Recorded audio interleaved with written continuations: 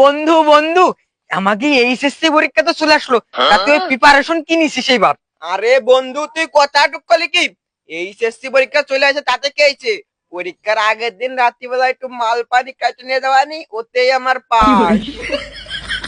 তা তো বুঝলাম বন্ধু, তার ওই টাকা পয়সারও তো একটু ব্যাপার আছে। ওই ফর্ম ফিল আপ করতে হবে, ওই টাকা পয়সাটা কি করে ম্যানেজ করা যায়? না বন্ধু, তুই কথাটা যা করলি তাও কিন্তু ঠিক। বন্ধু, ওই টাকা পয়সা যে বাপের কাছে চাবো, ওই ওর এলো ভয়। ওই সারাদিন মানুষের পোঙা মাইরে নিয়ে বেড়াই, ওই বাপের কাছে নালিশ জাতি তালে খায়। আর ওই যে ওই কার কাছে কাঁঠাল, ওই মেয়ে লোকের নালিশ এই যায়। এখন কি টাকা দেবে নে? কি করা যায় বন্ধু কদি? বন্ধু, তুই যে কথা কলি আর পুরো হুবহু মিল আছে আমার সাথে। আমার বাপও তো সেই ঠাপ দিবে নে। এখন কি দেখি করা যায়, তুই তো আবার গ্রেট আছিস এসব বিষয়ে। এখন তুই ক দেখি দেখি করবো। হ্যাঁ বন্ধু, ওই ঠাপ যেহেতু খাতি হবে না, তাহলে চল ওই কায়দা আমরাও করি। ওই যদি চাই 2500, ওই আমরা করলাম 4500। ওই চল ওই কায়দায় ওই টাকা করা হবে না, ভালোই চল তো যাই। হে বন্ধু, আমি জানতাম তোর মাথায় এরকম বুদ্ধি পাওয়া যাবি। তুই হলো গ্রেটের নাম্বার 1 গ্রেট। তা বন্ধু, এই কায়দায় হচ্ছে হবি। হে বন্ধু, ওই কায়দা যদি করতে হয় তাহলে আর একটা কথা আছে, দিকা দিকা শোন শোন। ওই তোর বাপ যদি আমার কাছে শোনে যে কত ফর্ম ফিল আপে লাগতেছে, আমি কব 4500। আর আমার বাপ যদি তোর কাছে শোনে, ওই তুই ওই 45 গাই দিবি। এই কায়দা হলি তাহলে আর আমাকে মনে করো ধরা খাওয়ার সিস্টেম নাই, আমরা ভালোভাবে পরীক্ষা দিতে পারবো। বন্ধু, তোর মাথায় এত বুদ্ধি।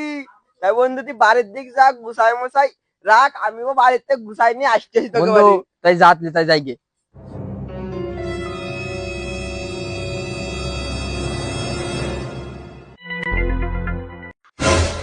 আব্বা, ওই আমার পরীক্ষা তো চলে আইছে, ফর্ম ফিল আপের টাকা দাও। ওরে আমার সোনার চাঁদ ছেলে বোকাচন্দ্র রায়, তোমাকে তো খুঁজছিলাম টাকা দেওয়ার জন্য।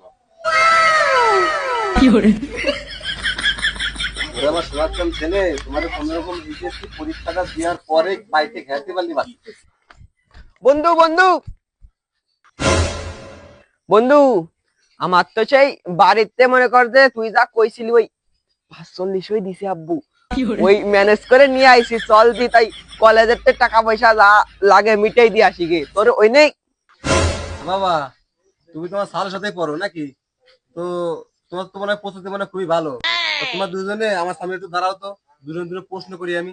আসো আসো, দাঁড়াও দাঁড়াও দাঁড়াও। আরে আব্বা, তুমি তো জানো না ও আমার সে 2 ডাবল জাউরা।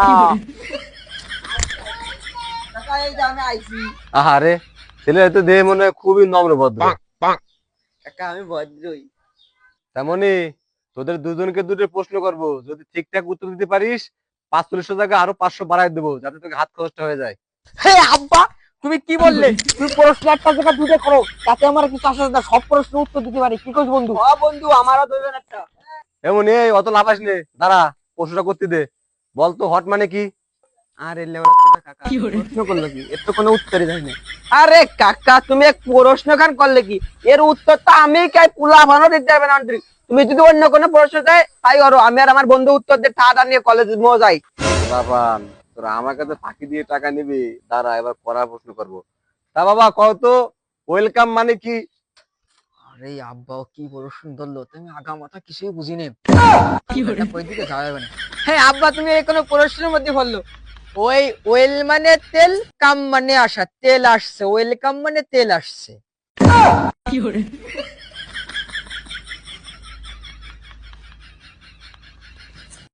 শালা মামুনি ছেলে, ওয়েলকাম মানে তেল আসা না? দাঁড়া,